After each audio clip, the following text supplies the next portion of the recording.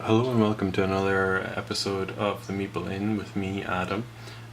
Today we're going to have a look at Gaia project. Now I apologize because this isn't a true unboxing because I got so excited that I opened the game immediately and then realized that I hadn't showed you guys the contents yet. So here we go as we open up Gaia project for, well, what is the second time? But I'll try and make it as close to an original unboxing as possible. So Gaia Project is a game, kind of a sequel to Terra Mystica in a way, with some optimized rule updates, or so I've been led to believe, which makes it a lot more enjoyable at different player counts. Terra Mystica was a game that I preferred at 4 players and would really just pass on it at any other player count. There are already so many good 2, 3 and 5 player games out there that Terra Mystica really, I felt, had to be a 4 player. But Gaia Project supposedly fixes those problems that I had with Terra Mystica. So without further ado, let's get it open so that we can do a playthrough and show you what this game is like. So normally I'd remove the shrink wrap at this point, but you guys get the idea. Okay, so inside the box we have the different technology markers here, little obelisk type things. They are 6-sided hexagon, polygon type things. If you can see that there, I'm not quite sure. Anyway, you'll see them in the playthrough. We also have here the currency markers. We have ore, we have money, we have knowledge, we have power, and then we have the insectoid race. I can't remember the name of that one.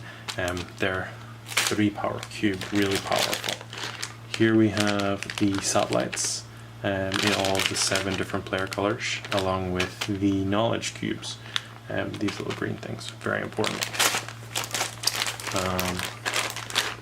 Finally, to round out our components, we have 7 different sets of player buildings.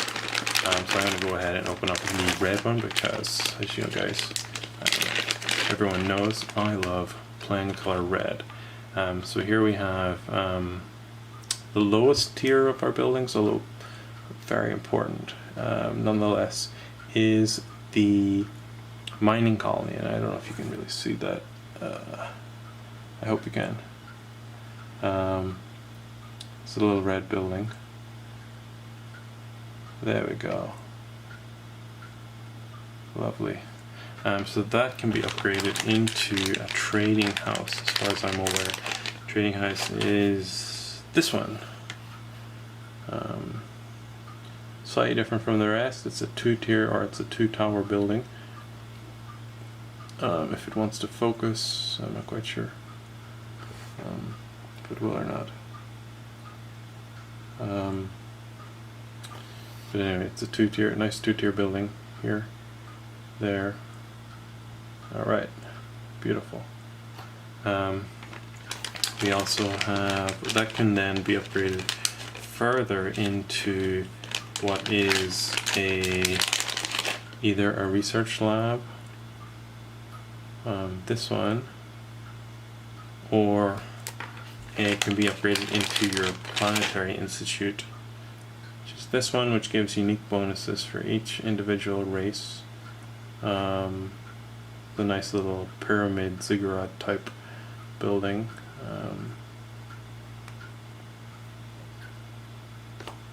Really doesn't want to zoom. Anyway, let's see the next one. Or finally, we can upgrade to this one, which I have completely blanked on the name of. Cannot remember. Maybe some of you guys can let me know in the comments down below. But it's a nice looking building. You can see we've changed the. We've kind of combined the trading house along with the research lab. You can see the base of the research lab here. Very nice.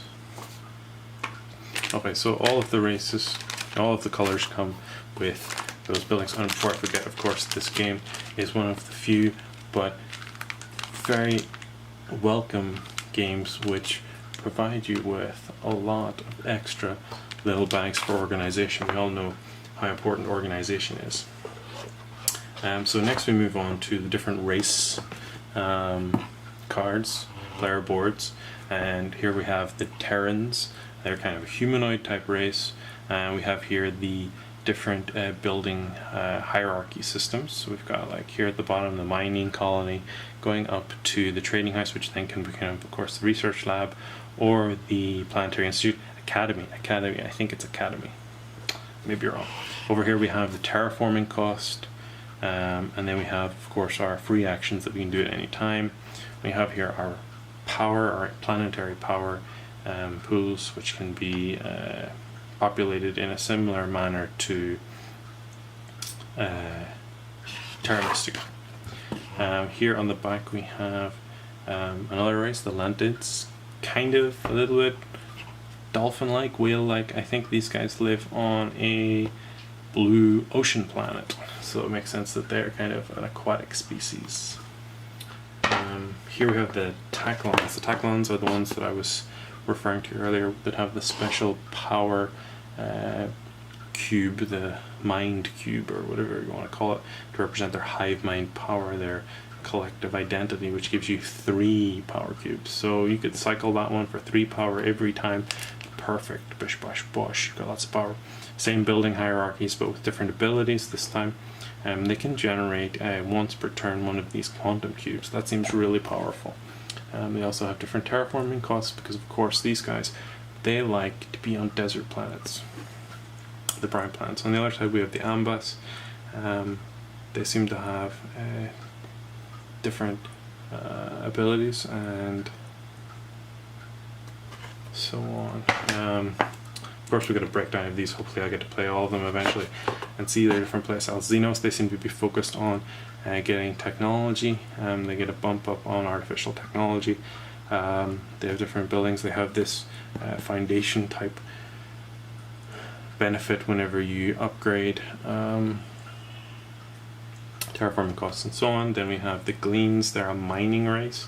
They really like to mine, but unfortunately that means that they, like, whenever they mine or place a mining colony on a green planet, they're able to get 2 victory points. But of course here initially they're unable to generate quantum intelligence cubes, and instead they get 1 ore. But of course that can be alleviated over here with this action, or this by building that academy.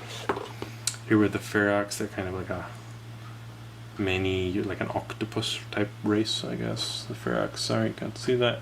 One of the grey races, they start with a quantum cube but don't have any other real benefits at the start. And in the back we have the Best Gods, who are kind of a robotic race. Not quite sure what their benefit is. No doubt it will become apparent as we play more. Geodans, then they're able to terraform more easily. They get 1 free terraform upgrade on the terraforming track, I do believe. And then the Baltax, they're another fire race. We have over here the Invits. They're kind of like an insectoid robotic race. They're a red race, and then we have the Haj Halas, who seem to be a kind of a diplomatic race, sort of bird-like. Here we have the sort of a psychic power race, the Nevlas, and the Itars, kind of a, I don't know how you would describe those. They seem reminiscent of maybe like dogs or bears or something like that. We also have these cards which come as player aids here, turn markers, and then the autonomous player, the autonomous actions. So you can play this game with 1 player. The game has its own set of automatic rules. And here we have the different technology tracks. We have terraforming, we have interstellar travel, we have artificial intelligence, we have the Gaia forming, we have the diplomacy track, and we have the knowledge track. And down the bottom we have the associated random technologies that come with that. The 3 technologies which are not associated with any particular technology, and then we have, of course, the once per turn actions, first come first serve. We also have the quantum intelligence cube technologies. we have here 3 different rule book type things. We've got the full rule book here. We've got the rule book for the Automa, and we've got here a player aid for the Automa. And then the rest of it is are these cardboard cutouts. Very important for all heavy Euros. The more cardboard you have, the more fun. It's pretty much a linear or exponential relationship. Of course, everyone wants as much cardboard as possible. We have here the different tiles which will make up our galaxies. Those can be arranged either randomly, or by using these numbers we can arrange them so that we get the same setup every turn, a little bit like Terra Mystica, if you enjoy that chess-like feel. Here we also have the advanced technologies, we have the randomly assigned technologies, and we have here the player power-ups once per turn, or you can take these. We also have the round objectives. These change, and there are a lot of them, and they change the game up, so every turn we have a different objective to try and achieve so that we can have as many victory points as possible. Now those tiles are double-sided, which allows us to have multiple different setups there. I've popped out one of the technologies as well. You can have a look at that.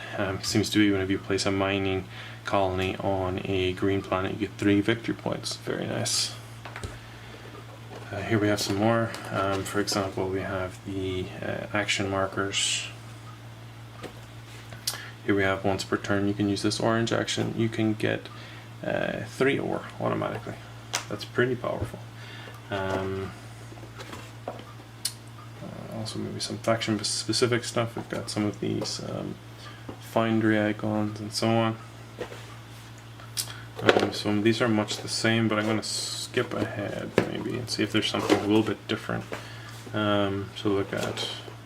There's some more tiles. You can see that. And then, this is what I've been looking for. So this is the objective marker. So here we would place 2 objectives, which are randomly determined at the start of the game, which players can work towards. Now, an interesting feature of this game is that even in 2 players, there is always a third player, a dummy player, so to speak. And this sort of fake player will have advanced along these tracks to some degree, which means that it's not possible for one player to really focus on this track to get as high as possible, while the other player lags behind at only 1 or 2, and then still picks up about 12 victory points. That's not possible because the fake player, the dummy player, will be sitting at a very high count, maybe 1 or 2 below the maximum. Here along the top we have the round objectives, so there'll be certain victory points given out for those, achieving those. On the right hand side here we have the breakdown of victory points for resources. Here are some of those objectives. So the number of satellites, for example, the number of different sectors that you're in, the number of green planets that you've colonized, I suppose, and some others which I'm not quite sure of.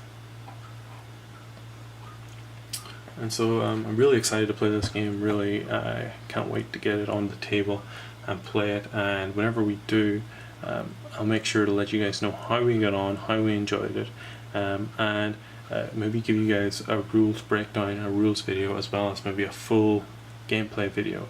So thanks for watching. This has been another episode of the Meeple In with me, Adam. Make sure to like and subscribe down below, and leave us a comment if there's a game you'd like to see us unbox or talk about. Thank you. Bye bye.